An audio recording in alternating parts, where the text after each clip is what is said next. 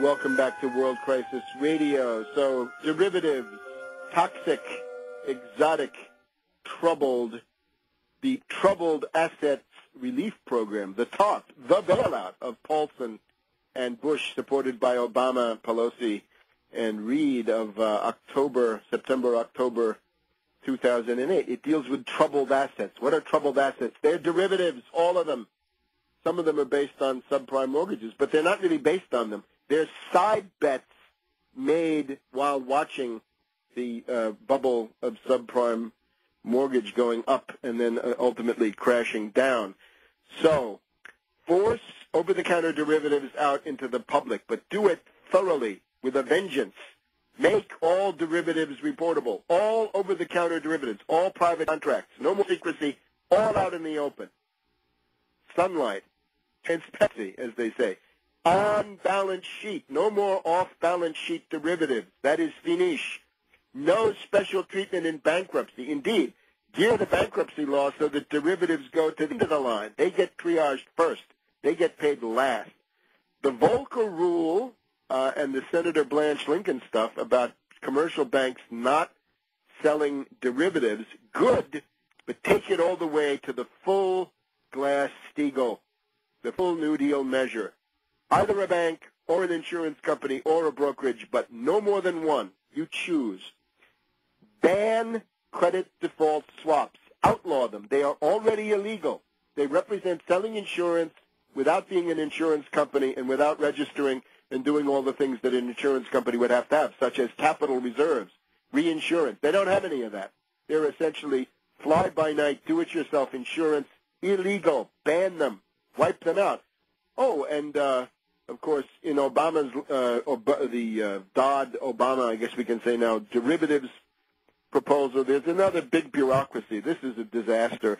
A bureaucracy for consumer protection that's going to be in the Federal Reserve, which is, of course, controlled by these same predatory bankers. So we have this phenomenon of regulatory capture, where the regulatory agency is captured by the fat cats they're supposed to be regulating because they're promising jobs on the revolving door, and these people get out. Well, that has happened to the Securities and Exchange Commission, especially under this character Cox, this feckless free market fanatic who did a lot to help the entire crash in 2008. Don't have this bureaucracy. Don't have it in the Federal Reserve. That's an obscene joke. The Federal Reserve has struck out.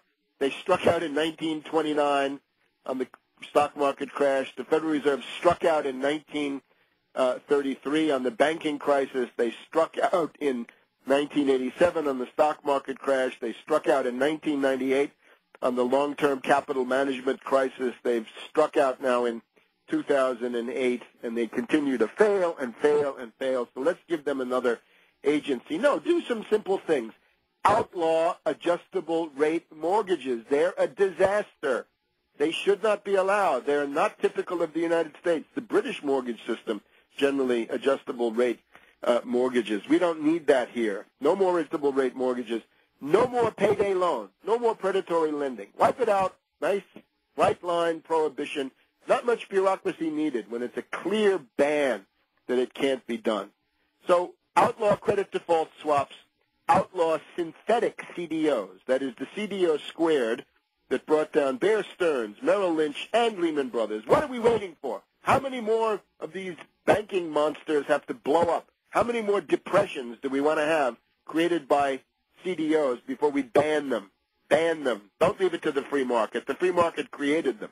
They are the fruits of deregulation and privatization. Deregulation because they all were illegal from 1936 to 1982.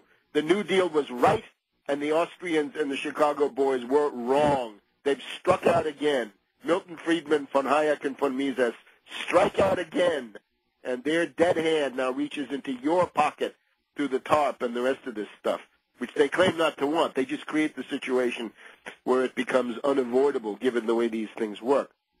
So you ban the synthetic CDO. You say if you're going to have CDOs, you can't have any CDOs in them. You can also do something called a reserve requirement. Let's look at the Goldman Sachs designed the CDO, Abacus, and Norma, and the rest of these things. They design them by putting toxic securities in them.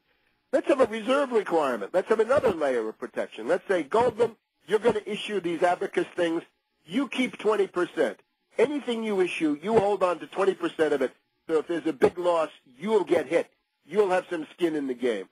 But ultimately, of course, the overarching thing we want to do for derivatives is tax them. If they're so wonderful, if they're so creative, if they're so valuable in avoiding risk, then let them bear some part of the tax burden that the rest of us pay on just about everything that we buy, in many cases including food. The sales tax, the Tobin tax, the Wall Street sales tax, the securities transfer tax, the financial transfer tax, the Robin Hood tax, call it what you will, a sales tax on Wall Street turnover. And again, if it's 1 quadrillion of derivatives in the U.S., which I think is about right, or we can say 1 quadrillion of the turnover in the entire financial markets somewhere between 1 quadrillion and 2 quadrillion. Let's say it's 1 quadrillion. We'll lowball the entire thing.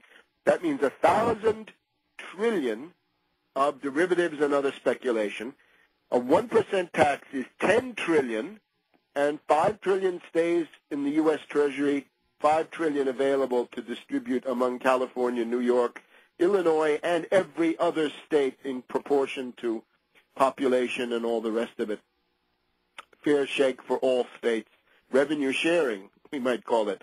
That would be 10 trillion, and you can see that the deficits of government at all levels more or less correspond to the fact that the financial fat cats get a free ride, and it's time to turn that around. Make the Wall Street bankers pay for the depression that they've created. Make no mistake, somebody will pay for this.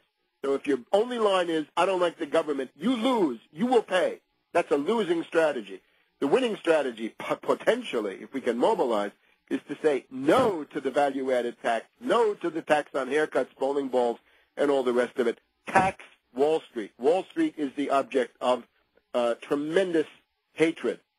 So the other thing we have is this $500 billion fund that Obama wants to create. I think that probably does set the stage for bailouts when the needs of Goldman Sachs and J.P. Morgan Chase and so forth the next time around go beyond the $50 billion that the bankers will contribute themselves. So I don't think that's a very good idea. By the way, they say we've got to have special mechanisms to deal with these banks. Well, they're all commercial banks now, every one of them. There are no more investment banks.